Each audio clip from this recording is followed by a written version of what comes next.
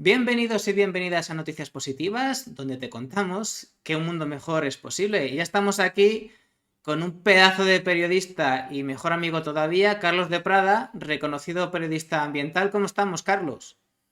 Muy bien, ¿qué tal? Por allí. Bueno, pues encantado de tener pues a un tío como tú que, bueno, he dicho reconocido periodista ambiental, bueno, director de Hogares Sin Tóxicos, presidente del Fondo para la Defensa de la Salud Ambiental, o FODESAM. Yo creo que has hablado en todos los medios de comunicación nacionales y algunos internacionales, Televisión Española, en la COPE, en 4, en la Sexta, en Antena 3. Tienes un montón de premios, el Premio Global 500 de Naciones Unidas, el Premio Internacional Vida Sana, el Premio Nacional de Medio Ambiente. Podríamos estar un ratico aquí hablando de tus reconocimientos. Entonces, desde este punto de vista, es muy interesante empezar preguntándote por qué un periodista ambiental tan importante como tú, desde hace años, se ha centrado casi exclusivamente, y a lo mejor en los últimos años, diría que incluso exclusivamente, en el tema de la contaminación provocada por sustancias tóxicas artificiales. ¿Por qué este empeño tan potente? Bueno, porque era un tema desatendido. Y al mismo tiempo, bueno, se habla mucho de otros problemas ambientales, por ejemplo, del cambio climático, que es muy importante, desde luego. Se habla a veces también de la pérdida de diversidad biológica. En realidad todos los problemas son uno solo, ¿no? Pero entre todos esos problemas, yo veía, como decía antes, que había uno especialmente desatendido, Ujú. que era el de la contaminación química. Y es una paradoja, porque precisamente se atribuye al tema de la contaminación química, singularmente el tema de los pesticidas, lo que es el origen del ecologismo moderno, con la Ajá. publicación del famoso libro de Rachel Carson en 1962, Primavera Silenciosa, que denunciaba el problema de los pesticidas, el efecto que tenían sobre la salud humana y también sobre la salud de la naturaleza. Porque al final no es posible un hombre sano en un planeta enfermo. Lo que afecta a la naturaleza, en este caso los contaminantes químicos, afecta también tarde o temprano a la especie humana. Y eso es lo que está pasando. Uno de los principales retos ambientales y sanitarios a los que en estos momentos se enfrenta la humanidad es lo que dice la comunidad científica, es la contaminación química. Ahí estamos asistiendo desde hace unas décadas al auge de una serie de problemas de salud que Ujú. en mayor o menor grado, unos más, otros menos, y con frecuencia también participando otros factores que influyen, tiene que ver con la exposición a contaminantes químicos, ¿no? Estamos viendo cómo crece el cáncer, cómo crecen las enfermedades autoinmunes, cómo cada vez hay más infertilidad, cómo antes prácticamente no había alergias y ahora los Es porcentajes de brutal, población ¿eh? que la tienen son descomunales, ¿no? Sí. Entonces, bueno, pues una parte de este problema se debe a la contaminación química y también una parte del problema de la pérdida de biodiversidad. Pensemos, por ejemplo, en lo que sucede con la polinización, es decir, con las Ajá. abejas y otros insectos polinizadores, que como todo el mundo sabe, pues ha sido vinculado a este problema por la ciencia a el uso de una serie de insecticidas, ¿no?, que se usan de manera masiva en la agricultura mundial, ¿no? Entonces es un problema muy grave y por eso, como estaba bastante desatendido, pues juzgué oportuno centrarme en él.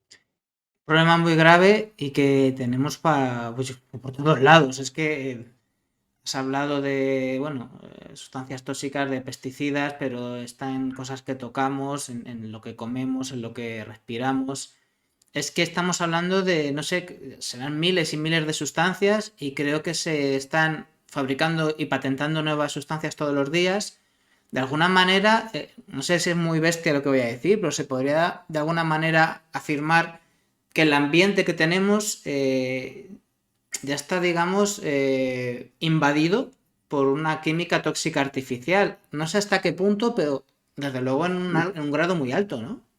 Sí, no, es un hecho. O sea, eso lo que comentas no es ninguna, ninguna exageración.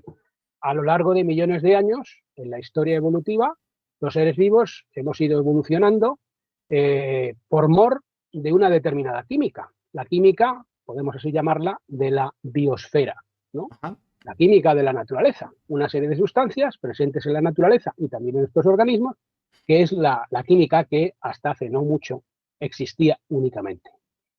Y de un tiempo a esta parte, singularmente con fuerza después de la Segunda Guerra Mundial, pues ha habido un boom enorme de la industria química.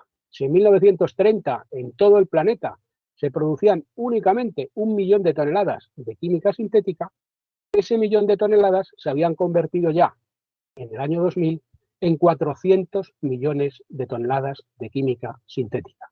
Y cada 10 años casi viene a duplicarse el negocio químico. Pero Con lo porque cual, hace en el falta 2010 ya serían unos 800 millones, en el 2020 sería ya el doble, y la tendencia futura es a que cada vez haya más producción, más volumen de producción de química sintética. Es un volumen de producción ¿Y tremendo. esto a qué Y no, atiende? y no solamente, espera, y ahora te Ajá. contesto a una otra pregunta, ¿no? Pero no solamente el volumen, es también el número de sustancias. Hasta hace poco se pensaba que había en circulación en el planeta pues, poco más de 100.000 sustancias químicas sintéticas, que no existían en la naturaleza y que el hombre había creado. Cada año, por cierto, se crean miles de nuevas sustancias químicas y se introducen en el mercado, ¿no? Y eventualmente en el medio ambiente. Y esto es lo que se pensaba hasta hace poco, que había algo más de 100.000 sustancias químicas. Sin embargo, de esa enorme cantidad de sustancias, lo que decían los científicos es que no se había estudiado la inmensa mayoría de ellas acerca de sus posibles riesgos para la salud humana o para el medio ambiente. A lo mejor ni un 1% de esas sustancias. Pero la cosa es aún peor, porque hay una estimación científica reciente que nos dice que no eran cerca de 100.000, algo más de 100.000 sustancias químicas sintéticas, sino que son más de 350.000. Es decir, un enorme volumen de producción de la química sintética y una enorme cantidad de sustancias químicas diferentes que estamos introduciendo en nuestro medio. Claro, lo que te decía antes, con esas cifras tan apabullantes, es ¿por qué tanta producción y de tantas sustancias? ¿A qué atiende? ¿Qué necesidades cubre? ¿No? ¿Por qué? ¿Por qué tanto? Bueno, pues hemos creado una sociedad que depende de la química para todo. Eh, a veces innecesariamente. Por ejemplo, los pesticidas sintéticos, perfectamente se podría producir en la agricultura sin utilizarlos. De hecho, en el planeta hay decenas de millones de hectáreas de agricultura ecológica que producen sin usar esos pesticidas. Sería muy fácil si se quisiera, si hubiera voluntad política de ello y no hubiera tanta resistencia por parte de las multinacionales que venden estos venenos agrarios, sería muy fácil pasar directamente a que la mayor parte de la agricultura o toda la agricultura mundial fuera ecológica. Y con eso se eliminaría esa parte de la química sintética nociva, ¿no?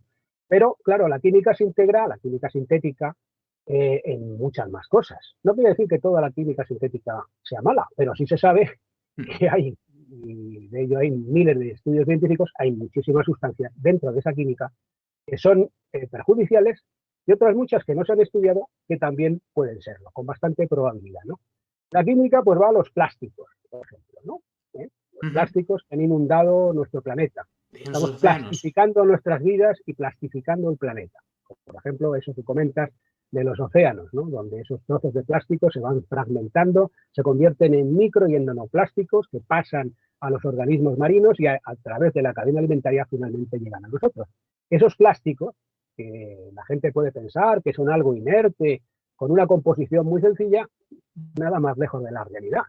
Hace no mucho publicaba la Agencia de Protección Ambiental de Dinamarca, la EPA danesa, un informe, ¿no?, sobre las sustancias químicas que puede haber en los plásticos. Y decía que en los plásticos puede haber 132 sustancias o grupos de sustancias con propiedades tóxicas. Hay que darse cuenta que un plástico, por ejemplo, para que el plástico pues no lo deteriore la luz solar, pues le emplean unas sustancias que son filtros ultravioleta, que en algunas ocasiones, en muchas, pueden ser sustancias disruptoras endocrinas, alteradoras hormonales, es decir, perjudiciales para la salud.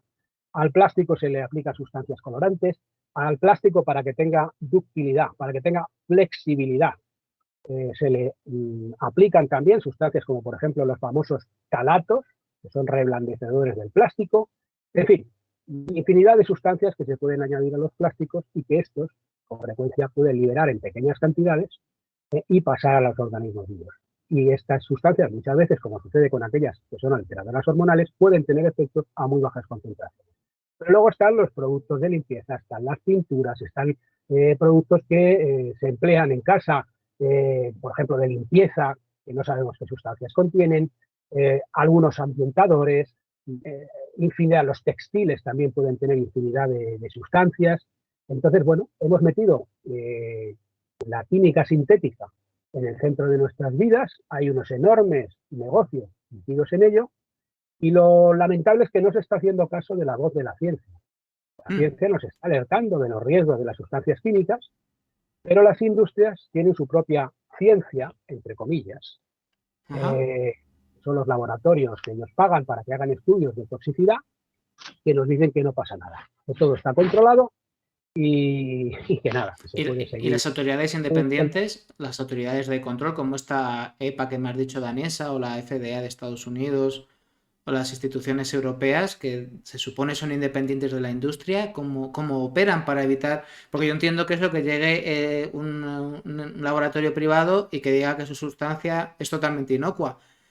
Pero ahí están las autoridades competentes, dependiendo de dónde hablemos, ¿no? Si es Europa, Estados Unidos o donde sea, que deberían de estudiarlo, ¿no? De forma independiente y rigurosa.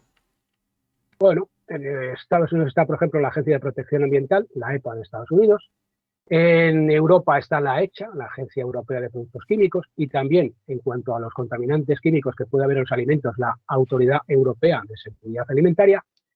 Pero el comportamiento de estas agencias deja mucho que desear, siendo muy suaves. Hay que decir que se han denunciado, por ejemplo, por el Tribunal Europeo de Auditores, por el Defensor del Pueblo Europeo y por otras entidades, flagrantes conflictos de interés en algunas de estas agencias. Es decir, gente de la industria que está en los paneles de expertos que deciden qué nivel es seguro de exponerse a una sustancia, si hay que prohibir o no hay que prohibir una sustancia. Bueno, pues están infiltrados esos paneles de expertos o supuestos expertos por gente de la industria, ¿no? Puertas Luego, giratorias, por otro lado, puertas giratorias estamos hablando, ¿no? También hay puertas giratorias, y no solo puertas giratorias, sino simplemente gente de la industria que está metida en esos paneles, ¿no? Que luego no sé si volverán en algún caso o no a esas industrias, que en ese caso sería puerta giratoria, ¿no?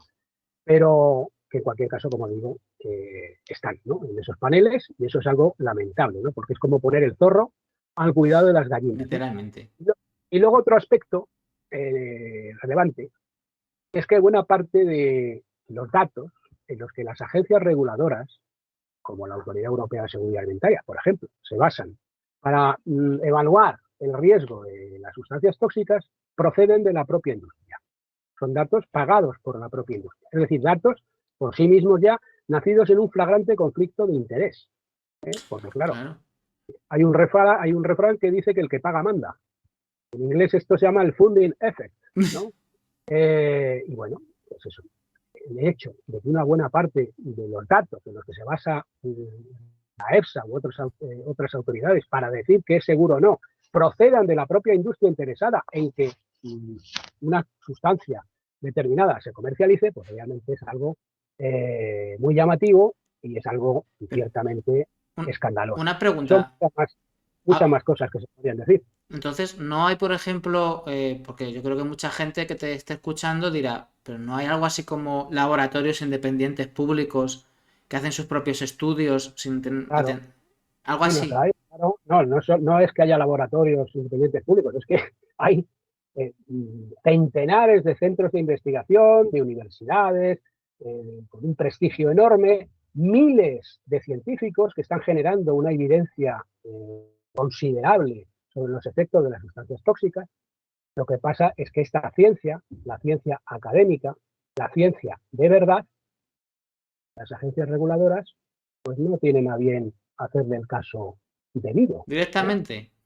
Directamente se tiran a la papelera no 100 ni 200, ni miles, sino decenas de miles de estudios científicos que alertan de los riesgos de las sustancias tóxicas generadas estas investigaciones, estos estudios, pues por los primeros espadas de investigación de cada campo concreto.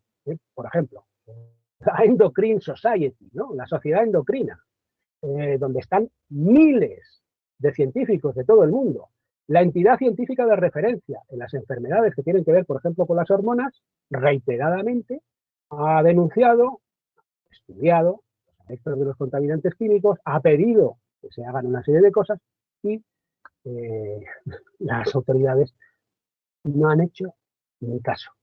Y esa es la situación, que por un lado está la ciencia de verdad y por otro lado la ciencia, entre comillas, la ciencia de la industria en la que se basan las agencias reguladoras de manera dominante.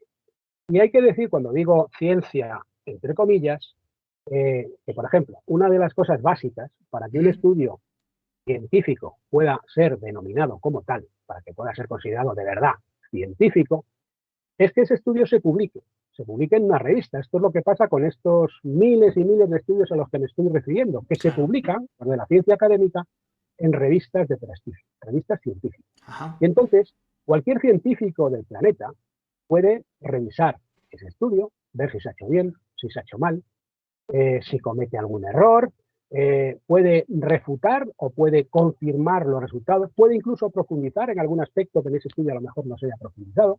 Esto es básico para que cualquier estudio pueda ser considerado un estudio científico.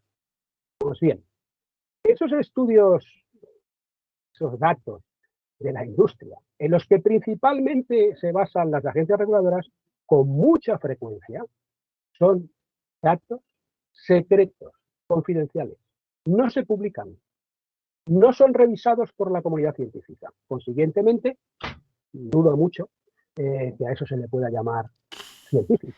Y cabe preguntarse, entonces, si es dudosamente científico aquello en lo que muchas veces, con frecuencia y de manera dominante, se basan las agencias reguladoras, si no se puede denominar científico.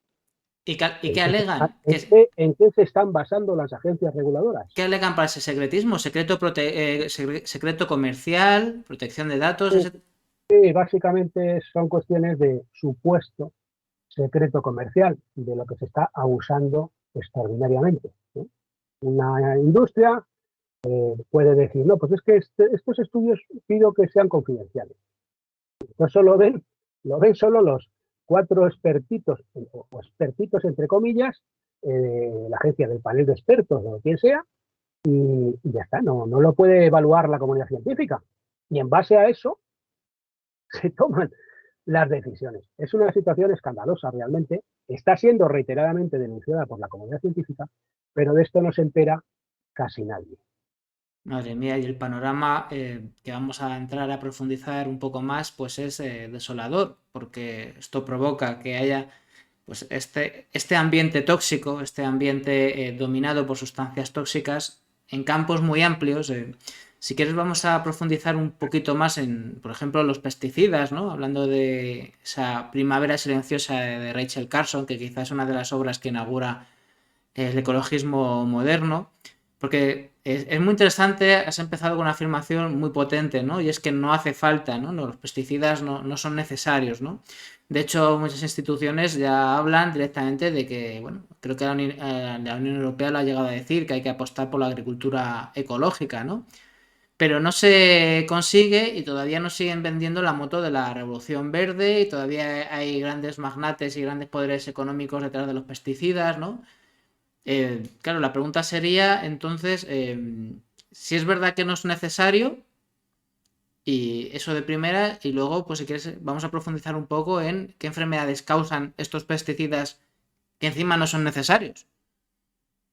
Bueno, o sea, que no son necesarios es algo absolutamente evidente. Antes comentaba, ¿no?, que en el mundo hay decenas de millones de hectáreas que producen sin pesticidas y producen perfectamente. Y hay que decir que hay informes de las Naciones Unidas, de la FAO, etcétera, que son muy claros, que dicen que el modelo de agricultura, el modelo de la revolución verde, de la agricultura industrial basada en la química sintética, es un modelo fracasado. De hecho, si miramos los datos, por ejemplo, del hambre en el mundo, supuestamente la revolución verde era para salvarnos del hambre en el mundo. Bueno, que sigue habiendo la misma cantidad de cientos de millones de personas que tienen problemas de hambre, es decir, que no han remediado el hambre en el mundo. Pero es que además resulta que esta agriincultura, que hay que ser propio con términos, y llamar agricultura a esta agricultura industrial basada en la química, pues es hacerle un favor excesivo. Esta agricultura basada en la química tiene una serie de características, ¿no? Una de ellas, por ejemplo, terminar con la polinización con los pesticidas, ¿no? Esto, pues, infinidad de estudios científicos hablan de ello, ¿no? Bueno, pues si acabas con la polinización o mermas la polinización, estás acabando precisamente con uno de los principales factores que hacen productiva a la agricultura, porque muchos de los cultivos más rentables del planeta dependen de la polinización en mayor o menor grado. Luego, de productividad, si te vas a cargar la productividad cargándote la polinización. Además, el uso de pesticidas genera también lo que se llaman plagas secundarias. ¿Qué son las plagas secundarias? Pues que hay una serie de organismos que no son plaga, pero que cuando se usan los pesticidas, como los pesticidas eliminan a sus enemigos naturales, pues esos organismos pues proliferan y se convierten en plaga. Es decir, que al uso de pesticidas, para acabar supuestamente con una plaga, que habrá que ver si es plaga o no es plaga, porque muchas veces se utilizan hasta de manera preventiva, sin que haya plaga alguna, pero es que además se generan resistencias y muchas Claro. veces los organismos plaga no acabas con ellos, pero es que resulta que además te cargas a los enemigos, no solo a lo mejor de ese propio organismo plaga o supuestamente plaga, sino que te cargas también a los enemigos de otros seres que no eran plaga, pero que entonces se convierten en plaga, con lo cual generas un ciclo vicioso donde tienes que estar echando cada vez más pesticidas para más y más plagas y cada vez, además, por la aparición de resistencias, con menos éxito. Contaminas también las aguas subterráneas y hay que darse cuenta de que las aguas subterráneas son el 97% de las aguas en estado líquido que hay en los continentes. Son importantísimos. Y más ahora. Con los fertilizantes, por un lado, y con los pesticidas, se están contaminando inmensos acuíferos en nuestro planeta. Y muchas veces los acuíferos, por ejemplo, pueden tener aguas fósiles, es decir, aguas que llevan ahí miles de años. ¿Y quién es capaz de limpiar, de descontaminar luego esas aguas que se pueden polucionar con este modelo de agricultura, ¿no? Además, empobrecen los suelos. ¿Qué tipo de agricultura? Está empobreciendo los suelos, es decir, restándoles productividad. Con lo cual, de seguir así, al final, y esto no es que lo diga yo, esto es que lo dicen, pues, por ejemplo, los informes, aparte de los de la FAO, de las Naciones Unidas, pues, por ejemplo, de la Universidad de Berkeley, y con estudios que se han realizado. Es realmente una calamidad este modelo de agricultura, que por otro lado, no hay más que ver las movilizaciones del sector agrario. Ahí está. Y uno va por Castilla, te encuentras donde antes había pueblos llenos de vida hace décadas, pueblos con 4 viejos. Se está despoblando el campo. La agricultura industrial está arruinando el mundo a millones de agricultores. O sea, no es rentable. Es más rentable la agricultura ecológica, al margen de sus efectos. Datos de la FAO, por ejemplo, hablaban de que por cada euro que una persona invierte en comprar un producto convencional, no ecológico, la sociedad en su conjunto tiene que invertir otro euro en problemas que se causan al medio ambiente y otro euro en problemas que se causan a la salud humana.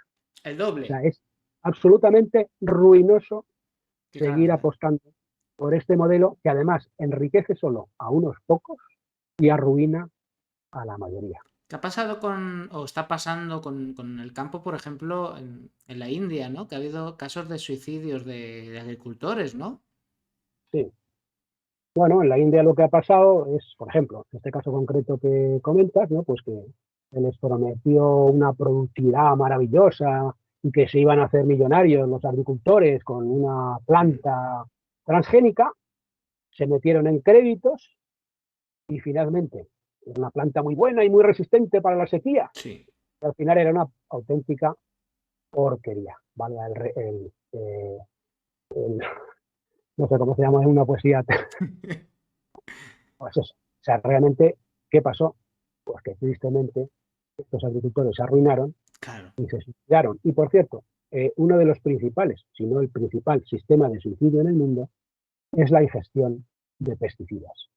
Es lo que tienen a mano muchos agricultores en países en vías de desarrollo como forma de quitarse la vida. Madre mía, esto ya es estremecedor el dato, que esta forma de suicidio sea. Al final es también muy simbólico, ¿no? Tanta ruina es como que sirve para la muerte vamos, sí, directamente es mortal, si quieres, es mortal de necesidad, ¿no? Caso tremendamente brutal y yo creo que es una metáfora tremendamente simbólico. Si quieres también profundizar un poquito, que hay muchas sustancias tóxicas, si profundizamos en todas, pues podemos tirarnos aquí horas, pero es verdad que, como tú bien decías, a más, es que los pesticidas son muy malos para la salud humana, que están ligados a muchos problemas de enfermedades que sufrimos y que tienen que ver precisamente con esa presencia de pesticidas en lo que comemos. Claro, sí, porque además hay que darse cuenta que podemos pensar en un agricultor convencional, no ecológico, que fumiga y que, bueno, se puede exponer de una manera particularmente intensa a estos venenos agrarios, ¿no? Claro. Pero esos son casos concretos, ¿no? En la población general, gente que vive en ciudades, etcétera, en la mayor parte de la población, la principal vía de exposición, según dice la ciencia, Ajá. a los pesticidas es la alimentación. Es decir, nos llegan esos residuos de pesticidas que persisten en las frutas y en las verduras, nos llegan a veces en bajas concentraciones. Y con esto de que llegan en bajas concentraciones y que se cumplen los niveles legales, ¿no? Ya. Nos quieren comentar las agencias reguladoras y las industrias que venden los pesticidas que no pasa nada y que todo está solucionado, ¿no? No dicen, no, es que hemos establecido el nivel legal supuestamente seguro de que usted se exponga a este pesticida, por ejemplo, al glifosato, ¿no? O al Ujú. dimetoato, o al clorpirifos, que hace poco se prohibió en la Unión Europea, o a cualquier otro, vale. Pero hay una trampa, hay Ujú. una trampa, aparte de otras muchas que podría citar. Eh, es que el sistema de evaluación del riesgo de las sustancias tóxicas en todo el mundo se basa en una premisa falsa, que es que una persona se expusiera solo a esa sustancia y a ninguna otra en ese momento. Es decir, evalúan el riesgo de que tú te expongas solo al glifosato, a esa concentración, pero solo al glifosato. Pero hay un problema, es que en una sola fresa, en una sola manzana, en una sola pera, en un solo melocotón, puede haber a la vez, en una sola pieza de fruta, varios pesticidas al mismo tiempo. Ya Y tú te ves. expones a esa mezcla. Y es evidente que no es lo mismo exponerse a una sola sustancia que exponerse a una mezcla de ellas. Como no es lo mismo, por ejemplo, que un boxeador boxeara con sus adversarios de uno en uno, A que 15. se enfrentase a 40 a la vez, ¿no? Claro. Bueno, pues eso tan evidente, tan de cajón, tan sencillo que cualquiera puede comprender, no lo tienen en cuenta las agencias reguladoras.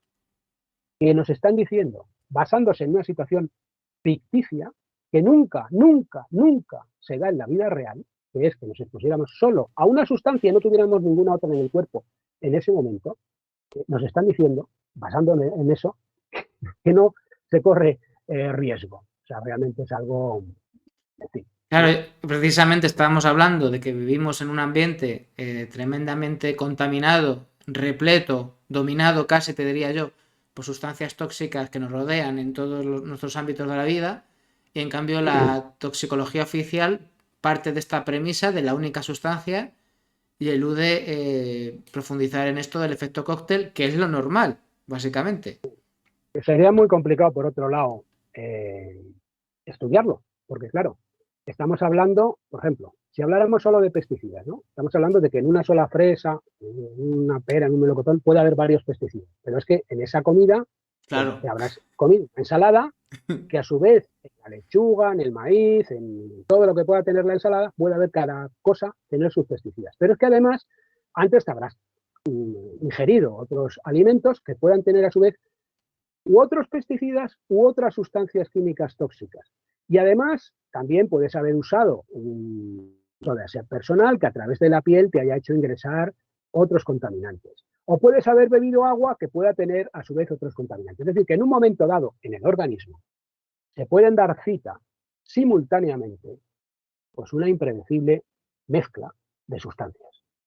Y se hizo una evaluación científica, por ejemplo, eh, ¿cuántos estudios científicos habría que hacer para evaluar el riesgo de exponerse a las sustancias de 3 en 3 y solo de 1000 sustancias?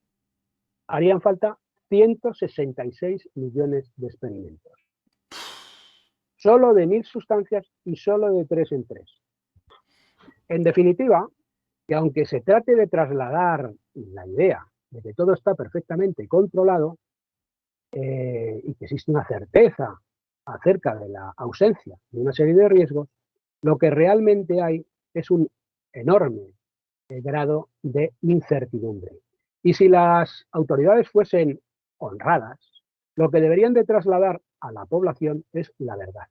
Es decir, esta incertidumbre de que no se sabe realmente si es seguro o no exponerse a una serie de sustancias. Y que, bueno, luego la población pues asumiera o no asumiera los riesgos, se tomaran las decisiones que tuviera que tomar o no se tomase. Pero que se diga la verdad, ¿no? Lamentablemente, esto no está sucediendo. Carlos, hay que insistir además que hablamos de sustancias que según estudios científicos, que no estamos diciendo que a lo mejor hay un riesgo, que podría haber un riesgo, no, es que muchísimos estudios científicos ya vinculan directamente esas sustancias a enfermedades. O sea, es que eso ya está sobre la mesa. Claro, si es que la literatura científica sobre estos temas es enorme. Sobre, por ejemplo, sustancias que alteran el equilibrio hormonal, los científicos llaman disruptores endocrinos, hay decenas de miles de investigaciones científicas realizadas. Bisfenol A, talatos, todos estos que se habla tanto de ellos. Y una cosa que nos comentan claramente es que sobre estas sustancias que actúan sobre el equilibrio hormonal y especialmente en las primeras etapas de la vida, por ejemplo, un embrión o un feto que se está gestando dentro de su madre, o un niño, ¿no? No está claro que se puedan establecer umbrales seguros, por baja que sea la concentración, por las particularidades que tiene el sistema hormonal. El sistema hormonal actúa a muy bajas concentraciones, no hacen falta concentraciones elevadas de una sustancia para que pueda tener efecto. Pero esto enormemente tardan las administraciones, las autoridades en reconocerlo. Hay un caso reciente, cosa entre comillas positiva, o que a lo mejor no es tan positiva, que es lo que ha sucedido con el bisfenol A. El bisfenol A, la ciencia llevaba décadas advirtiendo de que podía tener efectos a muy bajas concentraciones. Y la Autoridad Europea de Seguridad Alimentaria, las instancias, nos decían que no pasaba, que no era para tanto, ¿no? Afortunadamente, hace poco, la Autoridad Europea de Seguridad Alimentaria parece que ha rectificado y ha decidido rebajar 100.000 veces, nada más, 100.000 el nivel que considera ahora seguro. El problema es ¿y lo de qué antes? hacemos. ¿Y lo de ¿Qué antes? hacemos? Hace 2 días Claro. nos estábamos exponiendo a una dosis 100.000 veces superior porque la agencia, la Autoridad Europea de Seguridad Alimentaria, nos estaba diciendo que no pasaba nada. ¿Y cuáles son los riesgos ya estudiados por la ciencia? ¿A qué enfermedades se vincula, por ejemplo, el bisfenol A en concreto?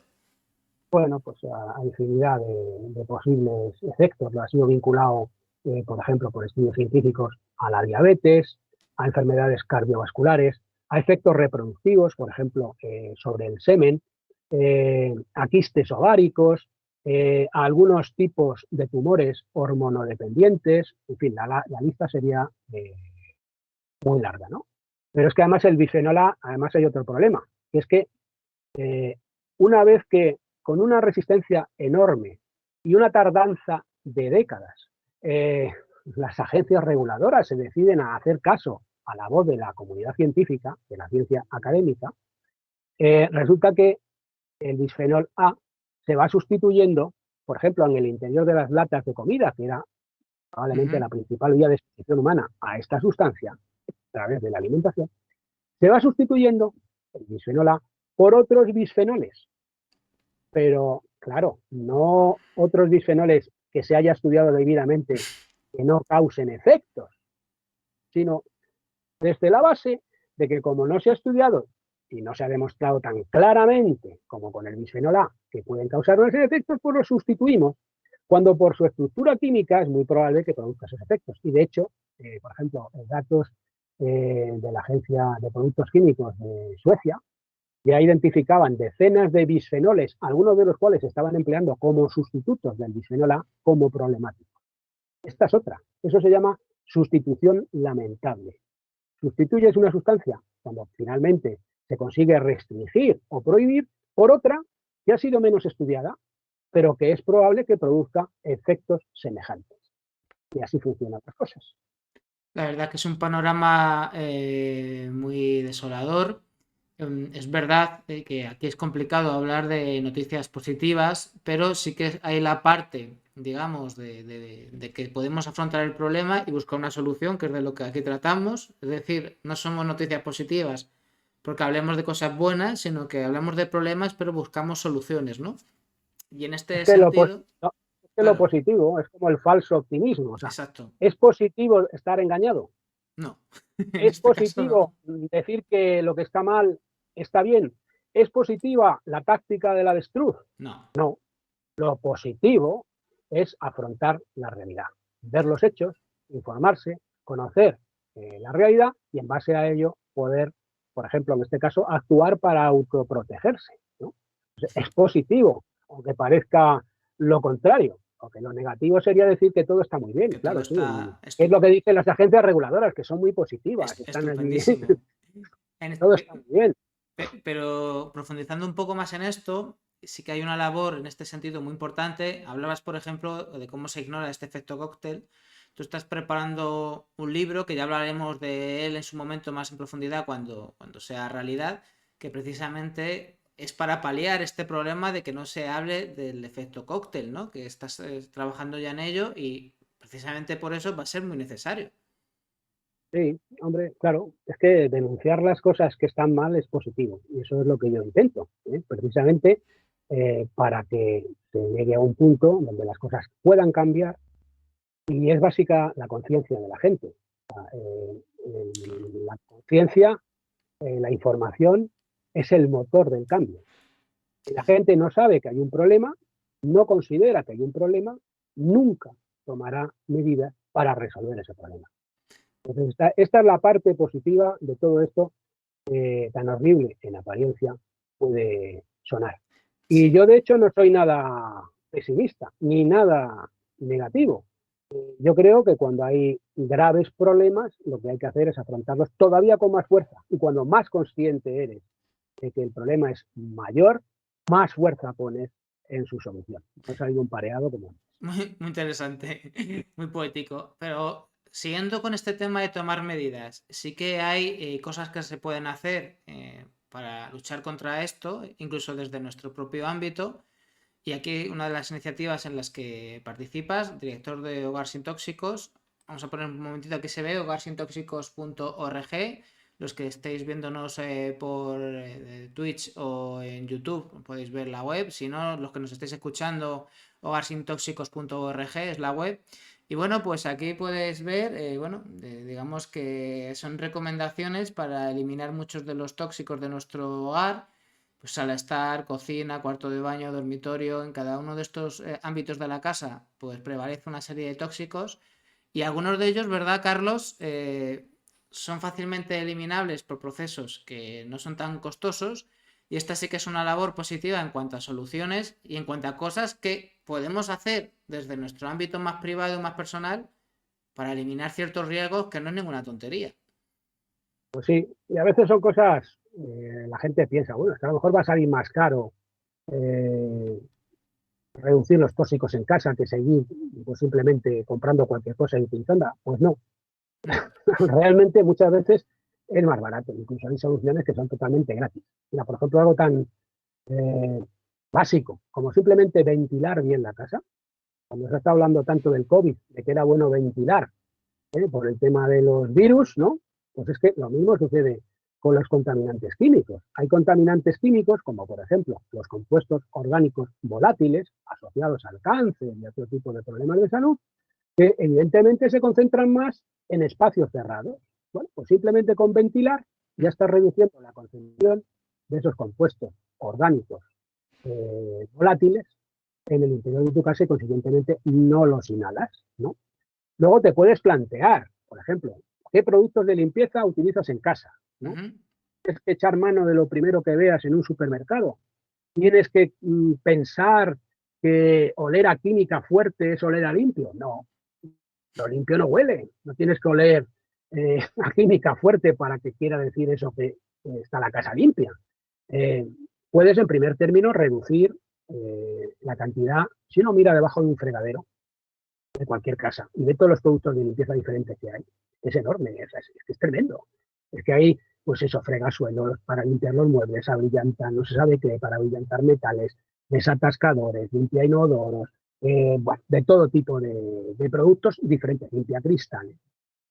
¿Es necesario tanto producto diferente? Bueno, pues primero reducir el número a los esenciales y luego reducir la cantidad de ellos que se usa. Eso sería una primera y la menos exigente de las posibilidades, ¿no? Luego es que resulta que en ecotiendas, en tiendas de productos ecológicos, hay productos de limpieza que no contienen una serie de sustancias tóxicas y que se puede ir perfectamente a esos productos y con eso nos vamos a liberar de muchos contaminantes en el hogar. Pero es que además hay soluciones todavía más sencillas y todavía más baratas. Nuestras abuelas de toda la vida limpiaban la casa con vinagre, con bicarbonato, con limón, y muchas veces pues no hace falta hacer una guerra química para como si el suelo de una casa fuera un quirófano, ¿no? Y hubiera que operar a alguien a corazón abierto en el suelo. Hombre, no. Hay un problema que lo denuncian incluso los alergólogos, que es este problema que se denuncia con relación a la hipótesis esta de la teoría de la higiene, ¿no? Claro. Que dice que el exceso de limpieza y de asepsia pues, se afecta al sistema inmunológico de los niños y eso propicia, por cierto, asociado probablemente también a la exposición a sustancias alergénicas, pues que cada vez haya más alergias, ¿no? Junto con otros factores. Entonces, bueno, pues por ejemplo ahí. Luego, ¿es necesario, si hay una hormiga en la casa, imaginar que estamos en la película esta de Charlton Heston de cuando ruge la marabunta y entonces ir ahí y echar ahí no se sabe qué pesticida, qué insecticida sintético? No, a lo mejor es mejor una guerra inteligente. Por ejemplo, ver que si tenemos cucarachas, pues a lo mejor es porque estamos dejando comida por el suelo. Pues no dejes comida por el suelo, tapa los alimentos. A lo mejor es que resulta que tienen grietas donde hacen sus nidos. Bueno, pues tapa esas grietas. Luego hay una serie de cosas, de productos naturales que pueden servir para ahuyentar a algunos de estos insectos. O en el caso de los... O incluso puedes ponerles trampas, por ejemplo, con algo que las atraiga dentro de un tarro, con una rampita para que entren y que luego caigan dentro y se rebalan y ahí se quedan. O muchas otras soluciones, ¿no? O por ejemplo, con los mosquitos o las moscas, ¿no? Pues se pueden colocar mallas mosquiteras. Hay también cosas enteramente naturales como la albahaca y otras plantas que ahuyentan a estos insectos porque les molestan. Pinturas, por ejemplo, pinturas que pueden algunas de ellas contener sustancias perjudiciales, pues hay pinturas basadas en aceites vegetales naturales enteramente. Hay que tener mucho cuidado porque, claro, hoy muchas veces hay marcas de pintura que van de ecológicas porque a lo mejor emiten algo menos de compuestos orgánicos volátiles, que está muy bien, pero no es lo único que a lo mejor habría que mirar, ¿no? Hay algunas marcas de pinturas enteramente ecológicas que hay que mirar muy bien que lo sean, basadas, como digo, en aceites vegetales y otros elementos que no generan tanto problema, que se puede ir a ellas. En fin, las opciones son muchas. Y, por ejemplo, algo muy importante, y en lo que yo insisto mucho, es en la alimentación ecológica, ¿no? Especialmente para los niños, ¿no? Que podrá decir gente, no, es que a veces son productos más caros. Bueno, pero también hay un refrán que dice que lo barato sale caro. Y luego hay además productos ecológicos que muchas veces no son más caros que los convencionales, ¿eh? Y además otra cosa, hay que tener en cuenta, un producto convencional, pensemos por ejemplo en una lechuga cultivada con fertilizantes químicos, que simplemente tienen nitrógeno, fósforo, potasio. Bueno, esa planta crece muy rápido, con mucha agua, pero con menos materia seca, con menos nutrientes. Y hay montones de estudios que muestran que los productos de agricultura ecológica, puesto que crecen en un suelo que realmente es un suelo, y no con comida basura que así se podría denominar a esos fertilizantes químicos, pues tienen más nutrientes, tienen más antioxidantes, y alimentan y nutren más, mejor, ¿no? Entonces, ir a la alimentación ecológica, sobre todo en mujeres embarazadas Y en niños. y en niños, sería algo absolutamente clave y perfectamente viable muchas veces. Y si no se puede todo ecológico, pues a lo mejor sí se pueden algunas cosas, o en algunos momentos, como por ejemplo el embarazo, ¿no? O Es sea, que hay que ir a la agricultura ecológica, que además es la única agricultura, lo otro no es agricultura, como antes decía, lo otro es agricultura. Esta es la única agricultura de verdad, y hay que ir a ella. Además, es verdad que los niños son más sensibles a la contaminación química que los mayores, ¿no? Y eso es muy importante. O sea, son más vulnerables que nosotros en comparación. Sí, por supuesto. Porque los niños, por ejemplo, comen más y beben más en proporción a su Claro. peso y tamaño que los adultos, con lo cual su ingesta relativa de contaminantes es mayor que los adultos. Además, los niños, resulta que todavía en ellos no han madurado los sistemas de desintoxicación del organismo, con lo cual, no solo que hicieran porcentualmente una mayor cantidad de tóxicos que los adultos, sino que además los eliminan peor, con lo cual se acumula más en su interior eh, este tema, ¿no?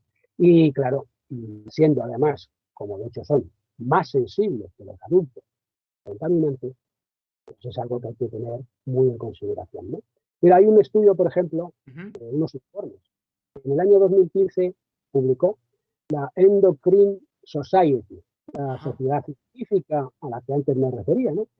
Que hablaban del impacto en la salud infantil, en concreto en un aspecto de ella, como es el desarrollo del cerebro, que tiene la exposición a pesticidas, que como antes decíamos, fundamentalmente es a través de la alimentación en la población general. Ajá. Y Sí. se referían solo a un tipo de pesticidas, a los llamados pesticidas organofosforados, muy empleados en la agricultura de hoy en día.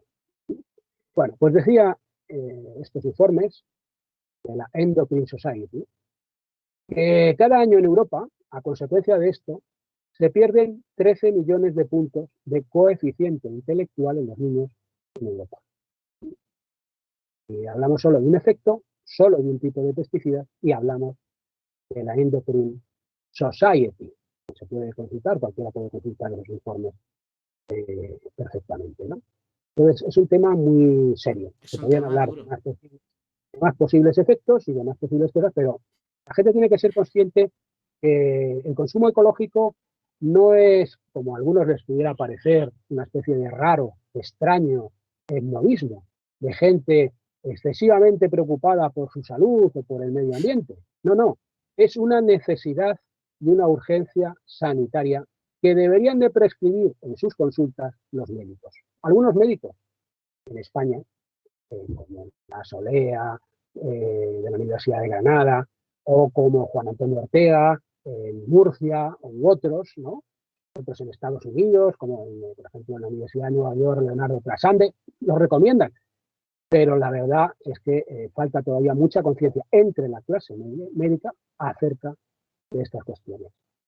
Vamos a ir terminando la entrevista, pero antes vamos a recordar, porque es muy interesante, hemos hablado de drogas tóxicos, vamos a recordar otra web. Esta es el FODESAM, Fondo para la Defensa de la Salud Ambiental, fondosaludambiental.org, ¿de acuerdo? Sobre todo, bueno, como decía antes, los que nos estéis viendo por Twitch o por YouTube, estáis viendo la web, los que nos estáis escuchando, pues es fondosaludambiental.org.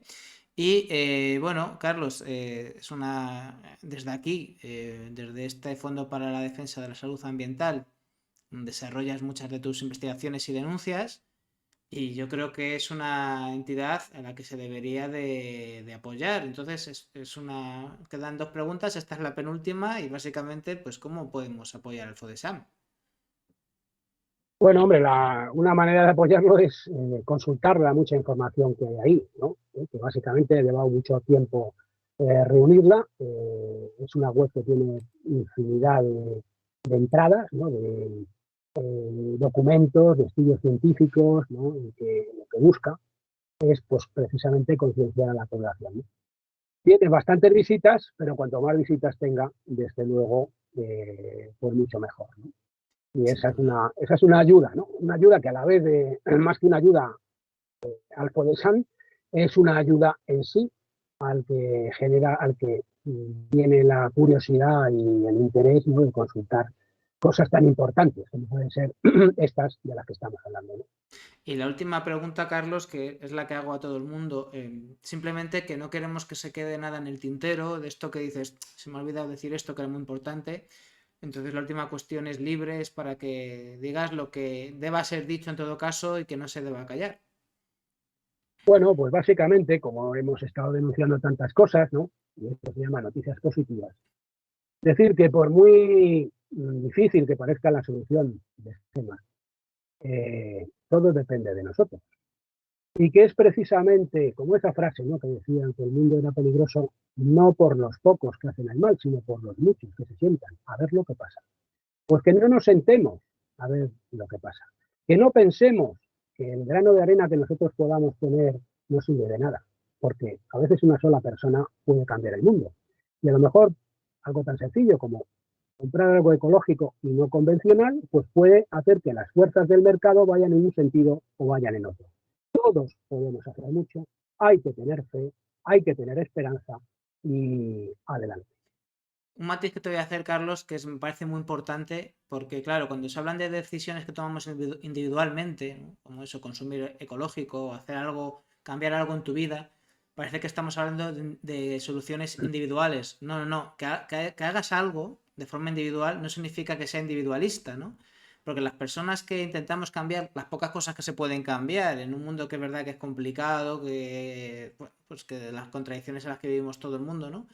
Pero esos pequeños cambios individuales no son individualistas porque muchas veces hacemos bandera de ellos y se contagian y haces que más gente a lo mejor compre algo ecológico o prescinda de un tóxico que antes usaba.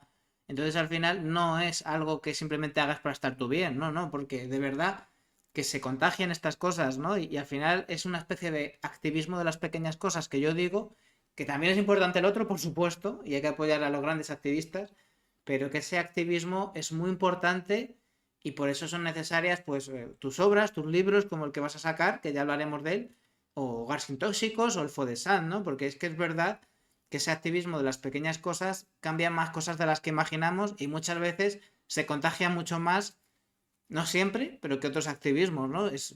Pues llega mucha gente y de verdad que yo creo que sí que provoca cambios, ¿no?, en el consumo muchas veces.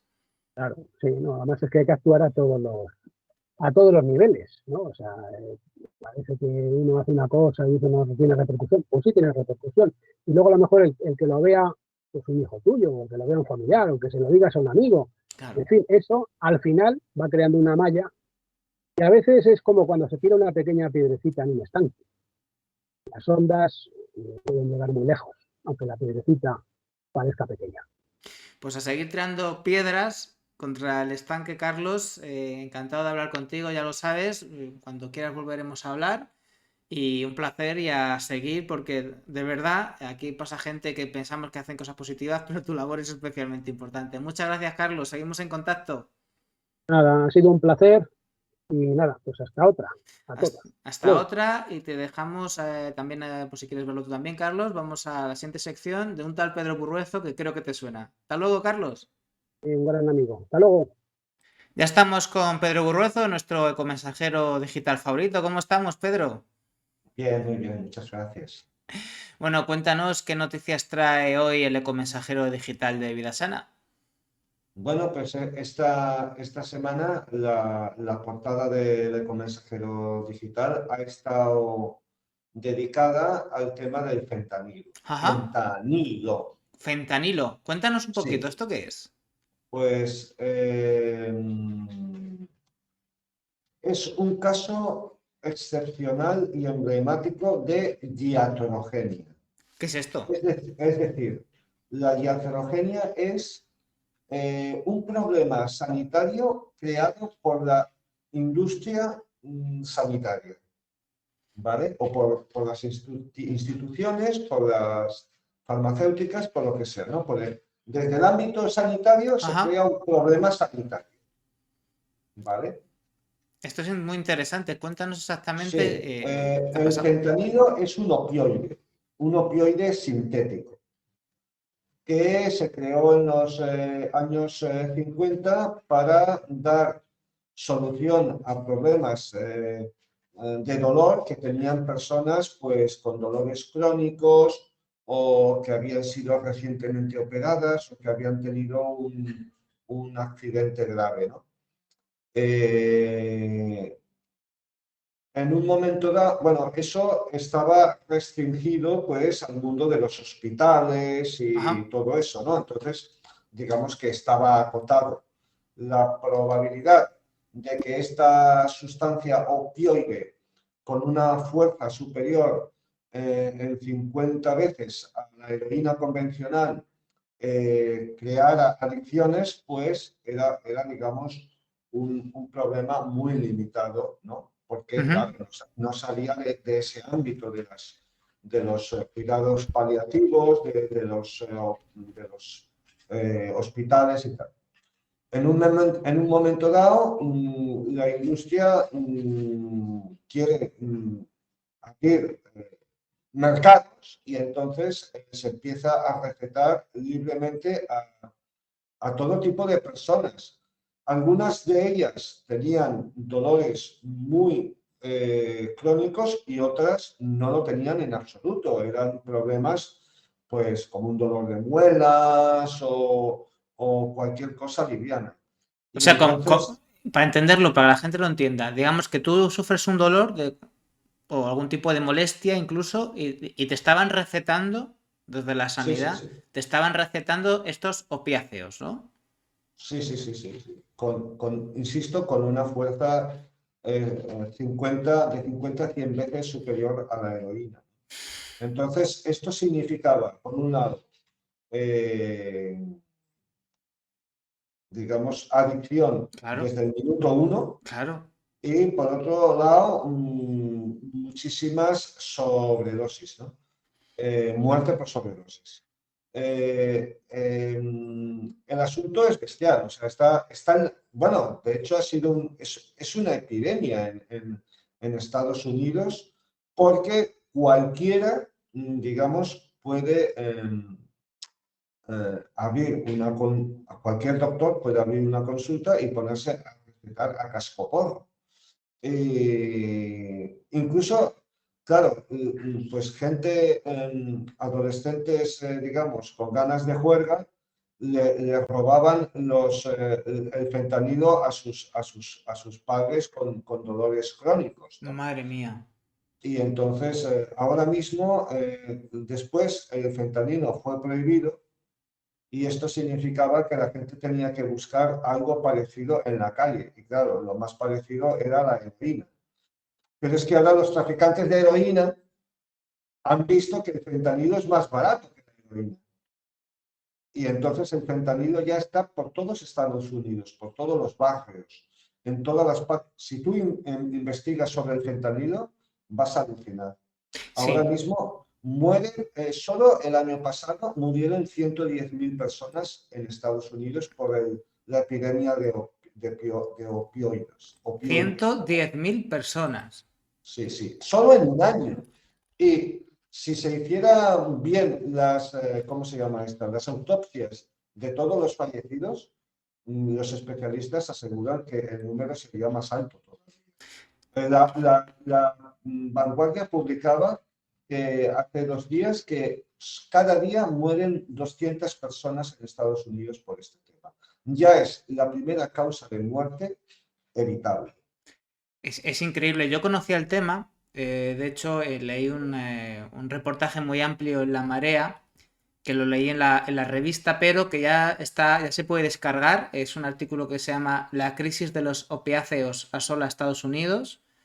Si lo ponéis así en el navegador de La Marea, os va a salir el artículo. Habla del caso del barrio de Kensington, el caso del barrio de Kensington en Filadelfia, que vamos, parece cualquier barrio de los más degradados por la heroína en los años 80 en muchos de los lugares de este mismo país, ¿verdad? Que aquí lo que pasó fue brutal. Y con fotos que es increíble. O sea, que esto es Kensington, Filadelfia, Estados Unidos. Es que son unas imágenes increíble lo que se puede ver, ya te digo, es que es algo atroz, ¿no? O sea, sí conocía el asunto y es que es muy, muy grave. Y es que eso, es que es gente como tú y como yo, que es que directamente les han recetado eso. Y claro, te están recetando un. Es que, como has dicho, entre 50 y 100 veces la heroína de. Sí, sí. Es que, Y es que aparte lo caes. que, sí, sí, aparte lo que pasa es que ahora los traficantes han descubierto que el fentanilo es más barato y más, digamos, es más fácil traficar con él que con la heroína, y entonces cortan la heroína con fentanilo. El asunto, en vez de cortarlo con cal o con lo que sea, ¿no? Que era lo habitual, pues ahora lo cortan con fentanilo, ¿no? Y entonces el caso es que, claro, está muriendo la gente como moscas, porque las muertes por sobredosis es algo que está a la orden del día, ¿no?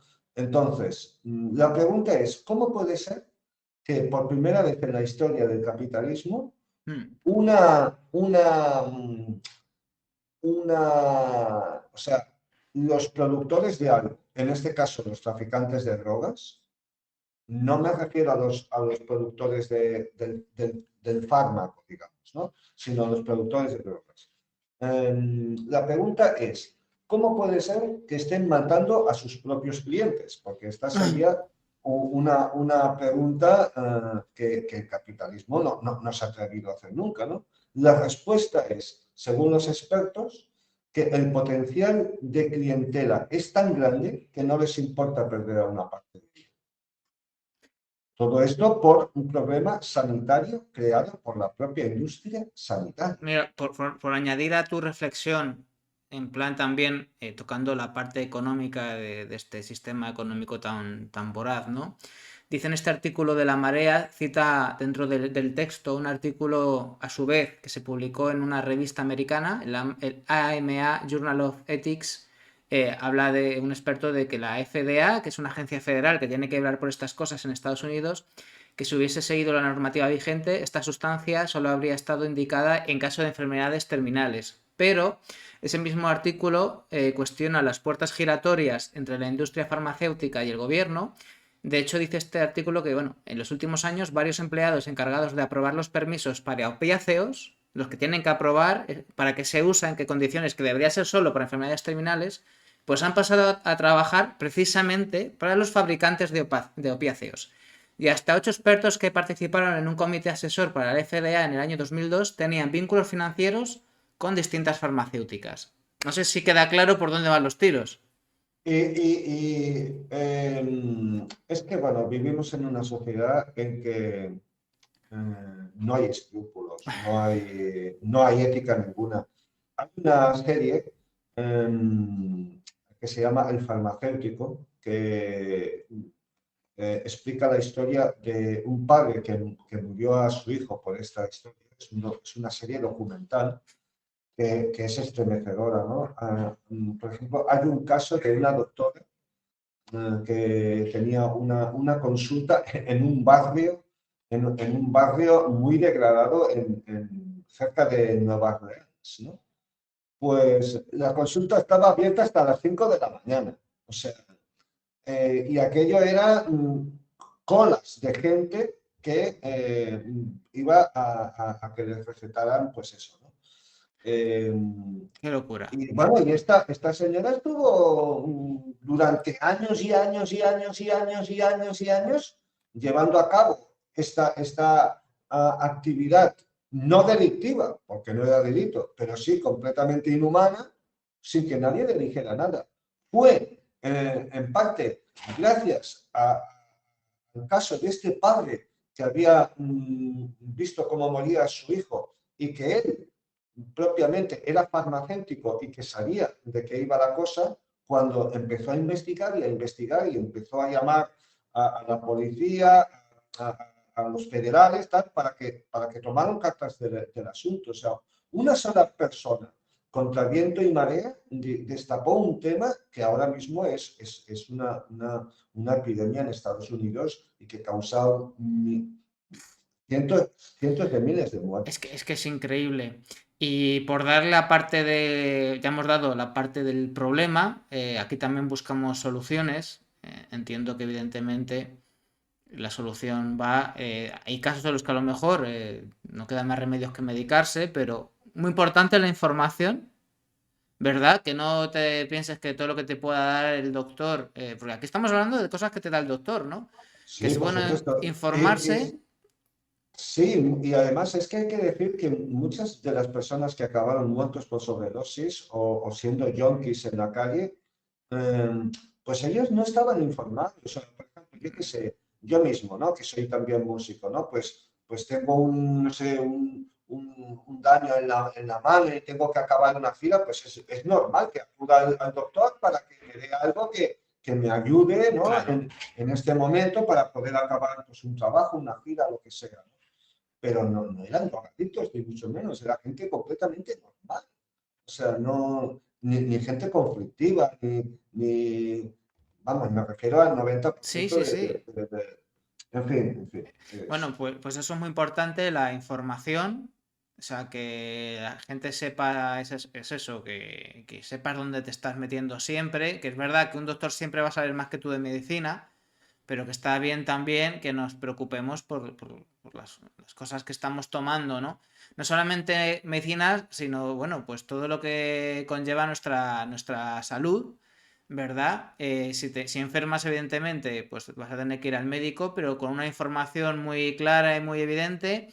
Y luego, si es posible, muy importante la prevención, y aquí entramos en la siguiente noticia, que la mejor medicina es el alimento, Pedro, y vamos a Sí, hablar de que, bueno, pues que la producción ecológica y la superficie destinada a la producción ecológica en España, pues sigue creciendo. sí, la semana pasada ha Ujú. sido ¿cómo se llama este? El Día Internacional Sí, de la Agricultura Ecológica.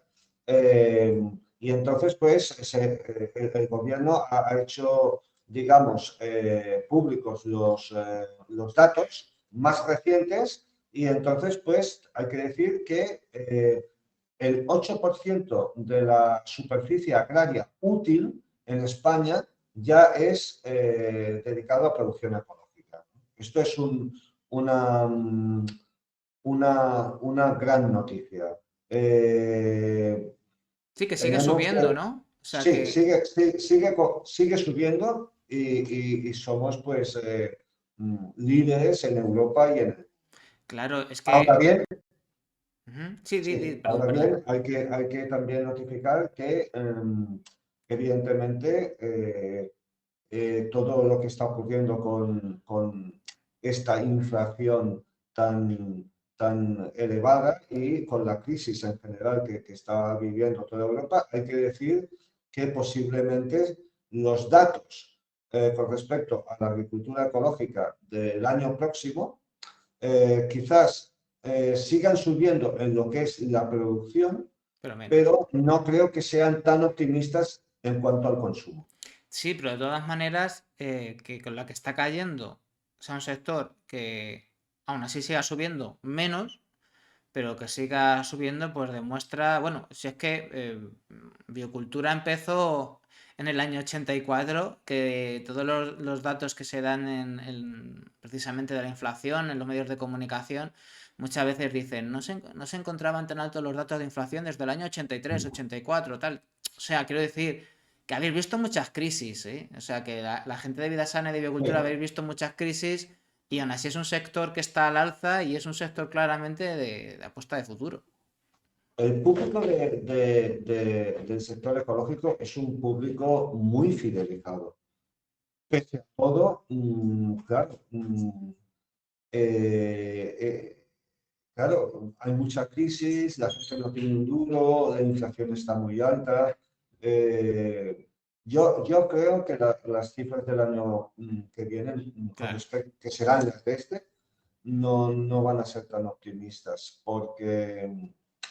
Y luego hay otra cosa también, las grandes superficies hacen una gran competencia a lo que han sido las tiendas ecológicas de toda la vida, que han sido las que han aguantado el asunto, ¿no? Entonces, bueno, entre unas cosas y otras vamos a ver, ¿eh? Sí, que Vamos el a ver. sector, a pesar de coyunturas y de años más desfavorables, como puede ser ahora, parece que continúa creciendo, pero las crisis también provocan que a lo mejor el sector cambie Exactamente. y claro, y aunque siga creciendo, Sí, precisamente aquí cuestionamos que crecer por crecer sea bueno, ¿no? Y claro, que vamos a mejorar un sector en el que precisamente en un contexto de crisis las grandes superficies se lleven el gato al agua y acaben con algunas de... sí. ¿Verdad? Van Y por ahí los aparte, tiros. sí, sí, y aparte los datos que tenemos, a los que hemos hecho referencia y que son datos, son buenos datos, o sea, hay que estar contento por eso, pero son datos con respecto a la superficie principalmente, a la superficie. Claro. Que puede ser que crezca la superficie, pero que los alimentos esos vayan a parar a la exportación. Que pasa ¿Eh? mucho.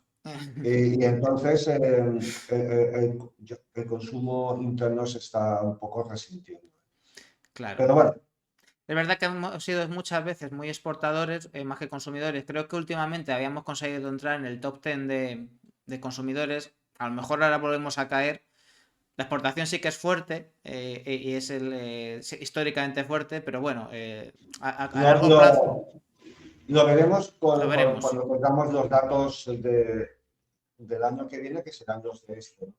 Lo veremos y a ver qué tal va la cuestión. Y para terminar, Pedro, pues ahora vamos a hablar. Bueno, vamos a hablar de una etapa de la vida que hay que repensar, ¿no? Y hay que analizar, que es la adolescencia. Cuéntanos. Sí, hemos entrevistado a Sonia Castaño, que es una persona que, digamos, pues trabaja acompañando a familias que padecen diversos tipos de problemas de carácter, llamémosle social, emocional, ¿no? En los que hay disrupciones emocionales, llamémosle así. Y entonces, en esta entrevista ella se ha centrado principalmente en lo que es su especialidad, que es el tema de la adolescencia. Ujú. Y, y bueno, en una sociedad como la nuestra, tan disruptiva, tan distópica, ¿no? En la que están desapareciendo las familias, en las que los conflictos son el pan nuestro de cada día, en todas partes, en las familias, en los trabajos, yo qué sé, por todas lados, pues ella aconseja, ¿no? Sobre ciertos asuntos que tienen que ver especialmente con la adolescencia, pero que bueno, son extrapolables a la familia y en general a toda la sociedad,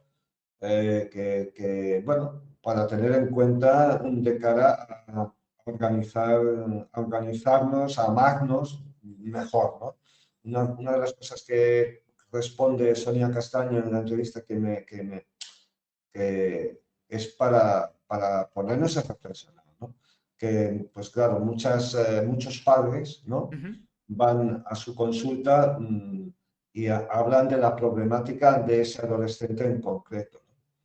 Pero están completamente ciegos ante la problemática de ese matrimonio, o de esa pareja, o de ese lo que sea, ¿no? Ven la paja en el ojo ajeno Ya. y no ven la paja en el ojo propio, cuando realmente la paja, en este caso en el ojo ajeno, es en buena medida consecuencia, ¿no?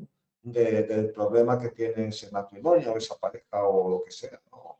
O cuando son familias unifamiliares. Entonces, es una entrevista acto recomendable, Sí. muy interesante, no solo para personas que tienen hijos adolescentes o nietos adolescentes, como es mi caso ya, ¿no? Que tengo ya algunos nietos en esa, sino en general para, bueno, para afrontar las cosas de otra manera, ¿no? Que sea más lógica, más natural y con garantías de que en el futuro pues se puedan solucionar los conflictos y que pues las personas pues afronten la vida con mayor plenitud y con mayor sosiego, ¿no? Que nos hace mucha falta, la verdad. Ya lo veo. Está muy bien acabar con esta llamada, este sosiego y esta reflexión y este cuidarnos, ¿verdad? porque a lo mejor con esto también evitaríamos otros temas como los que hemos empezado hoy con el fentanilo. Es verdad, Exactamente, tiene mucha relación, ¿eh? claro, es verdad que la parte de los dolores físicos, ¿no? Porque aquí hay gente que simplemente se ha hecho daño y le han decretado esto por un dolor físico.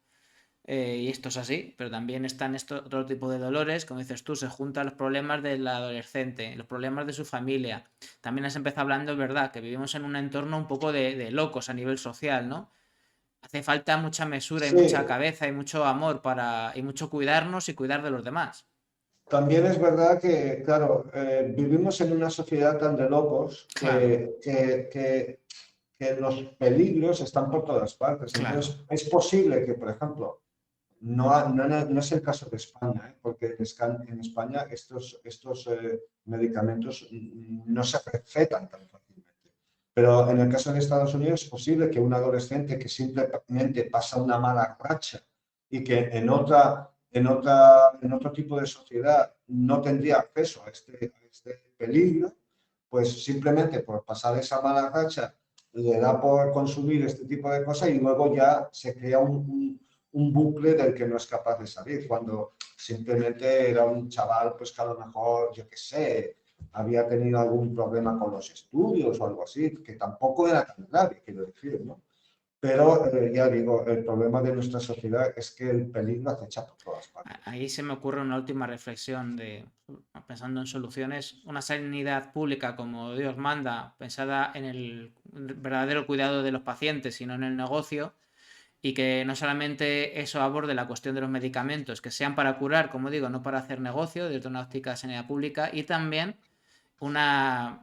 dentro de este sistema sanitario público, esta salud mental, que hubiera un cuidado de esa salud mental y que hiciera referencia a ese cuidado de la salud mental en el sistema público, tanto a las circunstancias que puedan rodear a una persona en concreto, como también a todo lo que pueda ser ese entorno sistémico y que haría falta, ¿no? Ese mayor cuidado. En De fin, hecho, sí, de hecho, y ya para finalizar, sí, que también eso es, digamos, una pequeña buena noticia, ¿no?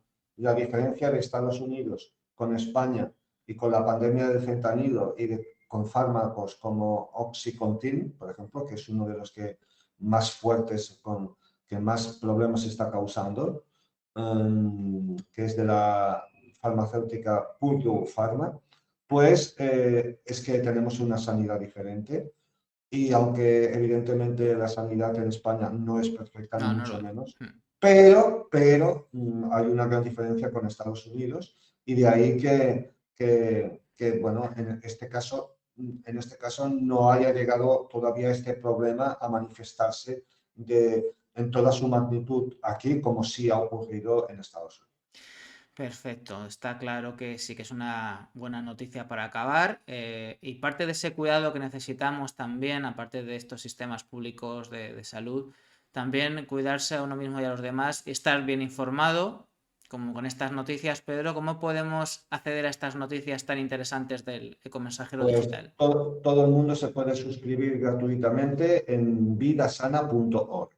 .org, Ahí nos perfecto. vemos. Ahí nos vemos, Pedro. Pues muchas gracias y hasta la próxima ocasión. Un placer como siempre, cuídate. Un abrazo. Hasta luego, chao, chao. Bueno, aquí termina el programa. Está claro que podríamos sacar una conclusión de todo lo que hemos hablado, tanto en la entrevista con Carlos de Prada como en la sección del Ecomensajero con Pedro Burruezo. Y es lo importante de la información, ¿no? Lo importante de estar bien informados, que es verdad, por supuesto, que los médicos van a saber más que tú y que de primeras es bueno fiarse, ¿no? Pero claro, fijaos lo que pasa, es que son médicos que directamente te está dando fentanilo, un opiáceo en Estados Unidos y lo que te puede provocar, ¿no? Es verdad que también ahí es muy importante el tema de la sanidad, una sanidad pública como Dios manda en España o un sistema sanitario privatizado que se mueve únicamente por el beneficio empresarial como en Estados Unidos, ¿no? Y es que la información tiene que servir para la acción, ¿no? Y como diríamos, como hemos dicho también en la entrevista con Carlos de Prada, ¿no? La información es poder y aunque a veces hablemos de cosas no tan positivas, son herramientas precisamente para solucionar los problemas y para construir ese mundo mejor al que tenemos derecho, ¿no? Y al final se trata de eso, informarnos, actuar. Ese activismo de las pequeñas cosas es muy importante. Claro que si cambias algunos hábitos de tu vida tiene influencia porque muchas veces esos hábitos se contagian a las personas de tu entorno más cercano porque se habla de ello y al final es una toma de conciencia muy importante. Y bueno, es muy importante, por supuesto, el gran activismo, los grandes movimientos sociales, que son laboratorios de innovación y de cambio social y provocan muchas veces cambios que acaban llegando bueno, a las leyes, a las leyes de los países y a instituciones supranacionales como las instituciones europeas. Muchas veces llegan a esas instancias y a las leyes pues cosas que se han iniciado en movimientos sociales, en reivindicaciones que empezaron a ser trabajadas desde colectivos que a veces son muy pequeños o comenzaron siendo muy pequeños, como decía Carlos de Prada, a veces una persona o muy pocas personas son, digamos, esenciales para iniciar cambios muy importantes, ¿no? Informarnos, tomar conciencia, actuar, aunque sea en tu pequeño entorno, pero actuar, intentar ser coherente que no siempre es fácil, ¿no? En muchos casos, en muchos de estos casos, la mayor de las, muchos de estos casos, muchos de los ámbitos en los que nos movemos, la mayoría de las veces pues nos obligan, ¿no? Esta sociedad nos obliga a vivir de una manera pues no del todo coherente, ¿no? Y es así, ¿no? Vivimos en un entorno contradictorio que no nos permite acomodar nuestra forma de vivir con nuestros valores. Pero aunque la mayoría de las ocasiones sea así, hay otros espacios en los que sí que podemos buscar esos nichos de coherencia y en los que sí podemos cambiar cosas, ¿no? Y bueno, es parte del cambio. Por supuesto, insisto una vez más, eso no significa que no haya que valorar lo que hacen ONGs, movimientos sociales, empresas sociales, a veces algunos políticos y políticas honradas que también intentan cambiar las cosas, ¿no? Todo es importante, toda trinchera, todo espacio de poder es importante para cambiar el mundo, todo espacio de decisión es importante para cambiar el mundo. Y en todos los niveles es importante actuar, ¿no? Que también lo ha dicho Carlos en la entrevista. Y con esto yo creo que es una muy buena conclusión. Informarnos y actuar en la medida de lo posible como puedas y en el ámbito que puedas, ¿no? Pero todo esfuerzo es necesario para hacer de este mundo un lugar mejor para vivir. Y bueno, y con esta reflexión terminamos. Si te ha gustado, dale a like o dale a me gusta, dependiendo si nos estás viendo por Twitch, por YouTube y por iVoox, por donde sea. Nos viene muy bien que nos sigas y te guste y lo compartas. Y nada más, la próxima semana nos vemos aquí en Noticias Positivas y como siempre te digo, hasta que nos volvamos a encontrar, que la vida te llene de noticias positivas todo el rato. ¡Chao!